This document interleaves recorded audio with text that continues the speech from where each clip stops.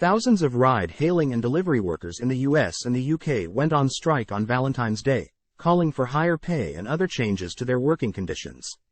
In the US, Uber and Lyft drivers planned day-long strikes in Chicago, Philadelphia, Pittsburgh, Miami, Orlando and Tampa, Florida, Hartford, Connecticut, Newark, New Jersey, Austin, Texas, and Providence, Rhode Island.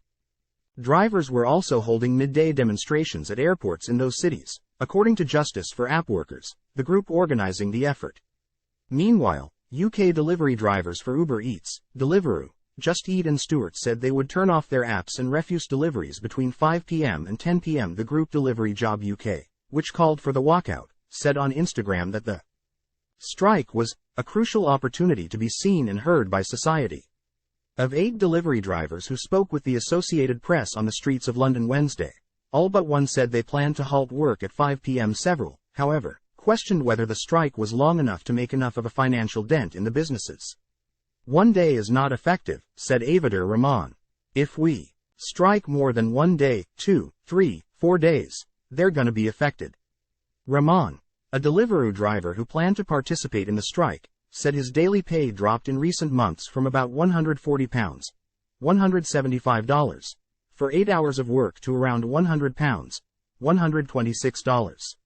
He said he wanted the company to raise the minimum rate it pays per order from £2.90, $3.64, to closer to £5, $6.28. "They must improve the minimum pay," Rahman said. "It's not enough for survival in this country." Delivery Job UK said 3,000 people planned to strike, but it was unclear how many US drivers would be participating. Uber said Tuesday that based on past walkouts, it didn't expect the strike to have much impact on its operations. These types of events have rarely had any impact on trips, prices or driver availability, Uber said in a statement.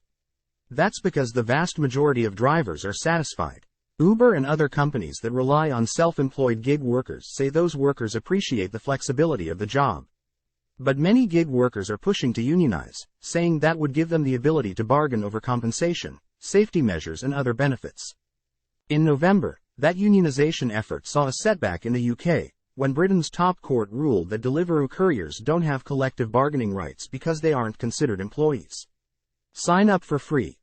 Springs AM Update, your morning rundown of the latest news from Colorado Springs and around the country overnight, and the stories to follow throughout the day delivered to your inbox each evening. Sign up, view all of our newsletters. Success! Thank you for subscribing to our newsletter. View all of our newsletters. Featured local savings. Deliveroo said Wednesday that it has a voluntary partnership with a union that includes annual discussions on pay, and it also provides couriers with free insurance and sick pay. Rider retention rates are high and the overwhelming majority of riders tell us that they are satisfied working with us, the company said in a statement.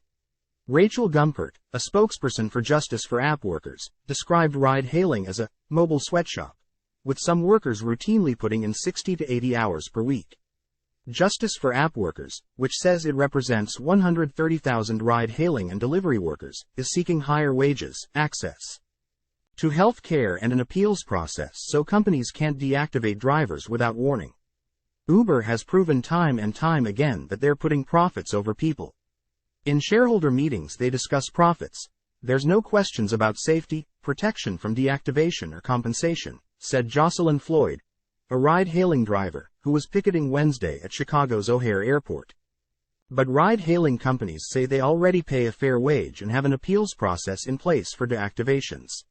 Earlier this month, Lyft said it began guaranteeing that drivers will make at least 70% of their fares each week, and it lays out its fees more clearly for drivers in a new earnings statement.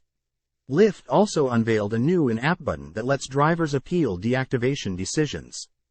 "We are constantly working to improve the driver experience," Lyft said in a statement. Lyft said its U.S. drivers make an average of $30.68 per hour, or $23.46 per hour after expenses. Uber said its U.S. drivers make an average of $33 per hour. The company also said it allows drivers to dispute deactivations. Associated Press writers Jill Lawless and Brian Melly reported from London. Associated Press video journalist Melissa Perez-Winder reported from Chicago. Click here to read more from the Gazette.